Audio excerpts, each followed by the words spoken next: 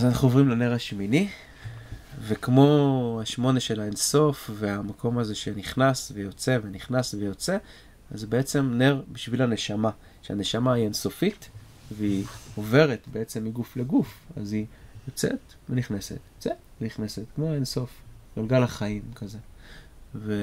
ולכן זה הנר בשבילה, והנשמה היא תמיד הזמנה לנשימה, ואם כבר תרגיל אז גם לעצור, אולי לעצום עיניים ורק להתרכז בנשימה. אפשר ממש לעשות תרגילים של נשימה, יש כל מיני סוגים, ואפשר פשוט לתת לנשימה רגע להיות מה שהיא רוצה להיות, בלי לשפוט אותה, בלי לעשות לה משהו, בלי לתקן אותה, לאפשר את הנשימה ולשים עליה את הפוקוס.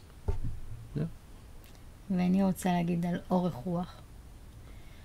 ואני אגיד את ההפוך מאורך רוח, שזה ישועת השם כהרף עין.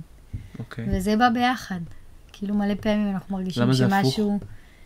זה כאילו הפוך, אורך רוח אתה צריך סבלנות, וישועת השם כהרף עין. ברגע.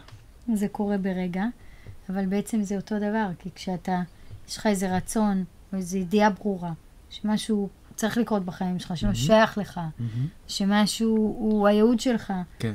ואתה מתכונן, ואתה מחכה, ואתה פועל, ואתה עושה, ואתה מתקדם, וזה נראה ששום דבר לא משתנה. להיות באורך רוח ולדעת כן. שהלב שלי יודע על מה הוא מדבר, הנשמה יודעת על מה היא מדברת, ואז יום אחד זה פשוט קורה. זה פשוט קורה, ואותו דבר זה נס פח השמן.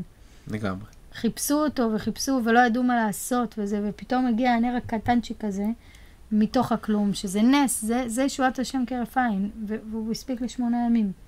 אוקיי? אז כאילו, זה אותו דבר. אז נר 8 בעיניי זה גם הניסים. מדהים. תודה.